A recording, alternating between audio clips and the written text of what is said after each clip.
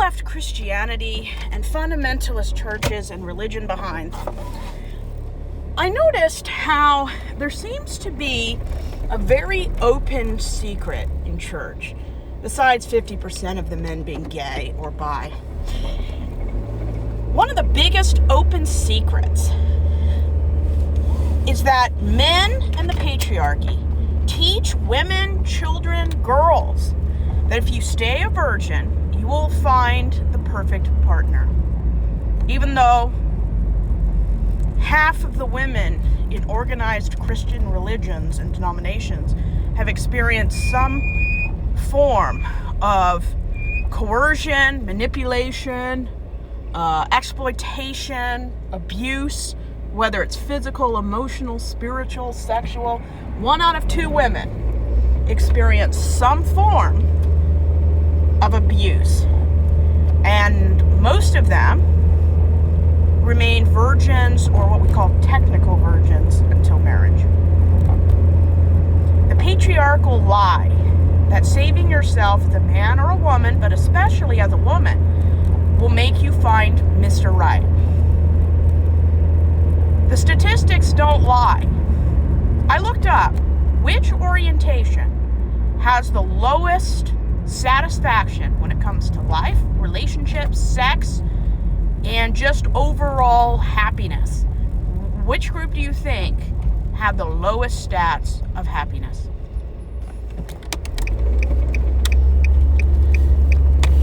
The cis heterosexual woman. And you might say, well, that's not really a surprise. Is it? Because if you ask conservative Republicans, religious Christians, who has the best life, they will probably 99% say a woman or man who's married has the happiest life. Stats just don't back that up.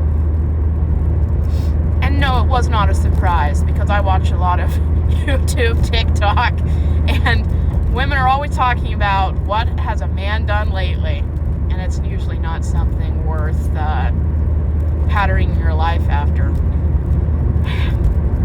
It's sad, because I was taught from the cradle as a Baptist Christian, who later moved on in my teen years toward Calvinism, which is the darkest part of Christianity, that if you did everything right, you were pure, virtuous, silent, submissive, and under the authority of a man god or a man, I would be protected, even though sexual assault and child sex abuse is so rampant, it probably rivals assault happened in the home. Every Christian denomination is rampant with all ages having to do with sexual abuse. It can be between a pastor and a 20-year-old parishioner. It can be between a middle-aged man and an innocent girl or boy under the age of 18. It can happen between married people, even though 1 out of 4 Christians say that marital rape can't happen, even though legally it does. We've conditioned women to believe that if you play by man's patriarchal rules, that you will prosper, even though stats show that's not the case.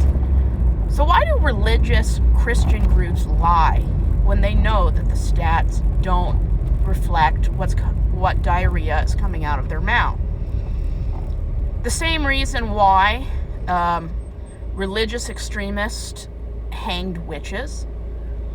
The same reason why they outlawed Christmas from the 1650s to the 1680s. The same reason why they don't want women to have abortion. It's because they believe that man was given divine authority by a male god to be in dominion over everything. Even though that phrase was said jointly to man and women, Adam and Eve.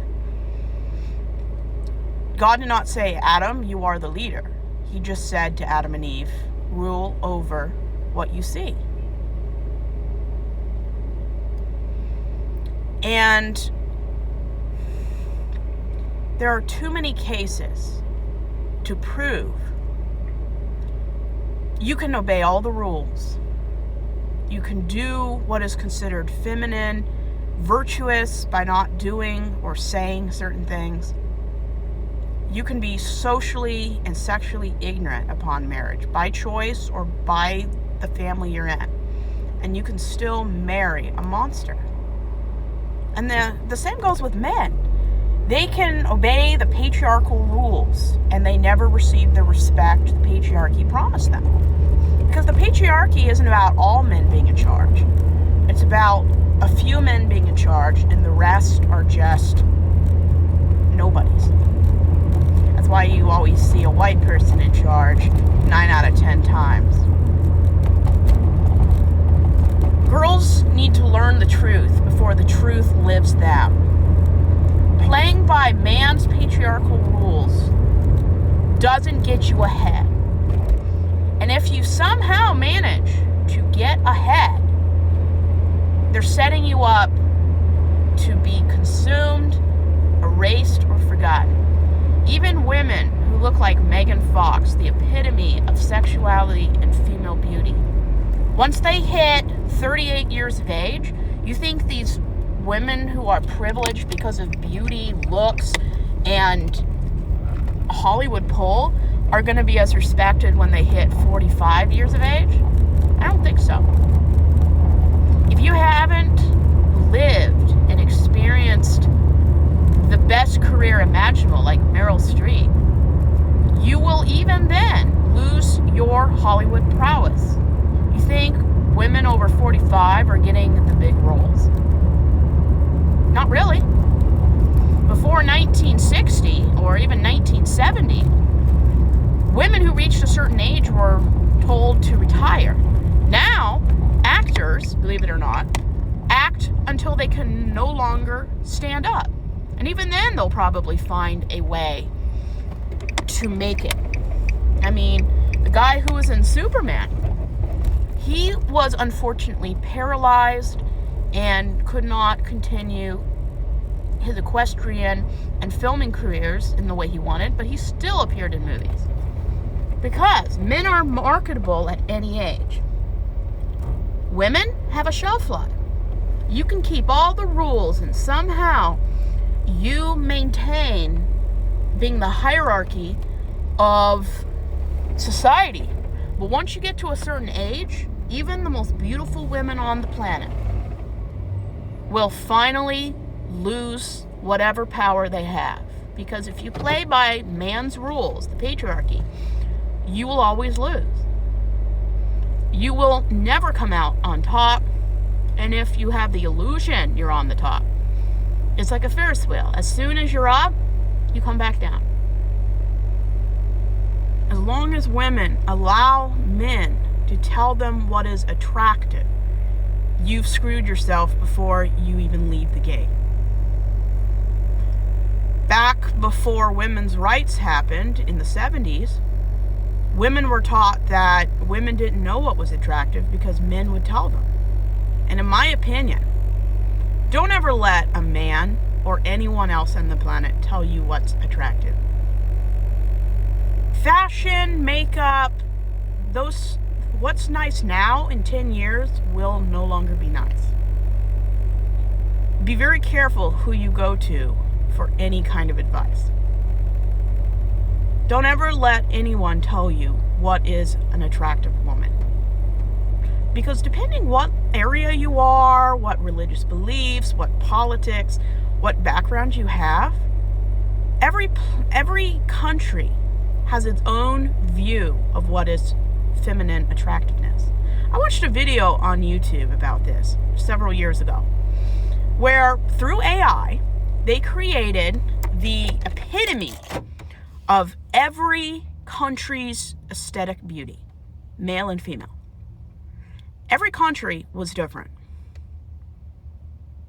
The countries that are in Europe that are kind of on the same longitude and latitude as Alaska favored white, blonde-haired people.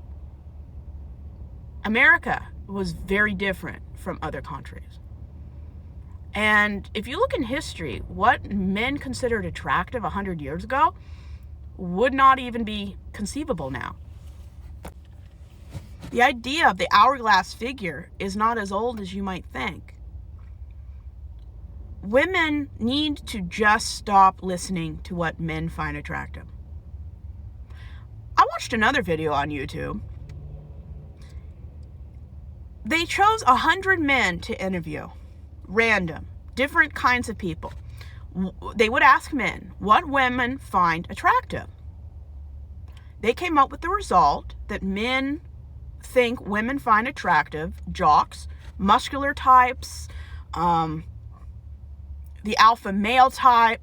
Then they interviewed 100 women of vast backgrounds from America and outside of America. 9 out of 10 women, so 90 out of 100 women, found that betas were most attractive. They didn't find alpha males attractive. They didn't find overly muscular people attractive. 90 out of 100, or 9 out of 10 women, found beta men to be most attractive. Don't ever listen to a group of people that think they know what's attractive to another group. Men have no clue what the average woman finds attractive. So don't let them tell you what they find attractive, because they don't know shit. Every person is unique and different. Expecting all women to be found attractive because they don't know anything about relationships or sex is ridiculous. Every woman likes different things. Every man is different. Even twins are different. And telling women a lie that they know is a lie. There's no way you can be alive in 2025 and still believe with integrity that if you do all of these things right, that you will get the best partner. It doesn't work like that. It's luck, timing, and sometimes it depends how intelligent you are. I found out, based on a scientific experiment they did recently, that women who have a higher IQ are less likely to be married and have kids. I'm not saying that people who have kids have a lower IQ. I'm saying that the smarter a woman is, the more education she has, the less likely she's going to put all her eggs in one basket or get married and have kids, because that's what adults do. That's not. 45% of women in America right now don't want kids, or they're child or man free. As long as you make the choices you want, that's fine. When you start thinking that other people are wrong because they make different choices, that's when it becomes a problem. Being straight isn't the problem. Being a virgin isn't the problem. The problem is setting girls up with the anticipation and expectation that they're going to win the jackpot by just obeying some rules. That's not how it works. Some of the worst marriages I have ever heard of, due to abuse, attempted murder, rape, having multiple families, were between virgins, or the woman was a virgin. Men like virgins, and when I mean men, I mean the patriarchy likes virgins, because if the woman doesn't have enough experience to smell bullshit, or a man who just doesn't care about being a good partner, women are less likely to be behaving like sheep. Which is ironic, because Christians view people as sheep. I'm not kidding. The more experience a woman has with relationships, sex, men, and everything in between, the safer she will be. The more knowledge and education a woman has, the less likely she is to depend on a man who may or may not be a safe place to be. That's why women need to have health care, abortion rights, ability to have their own autonomy and agency. And when you're setting women up to believe that knowing nothing makes you so attractive a man will just behave, it's one of the biggest bull crap lies you can do.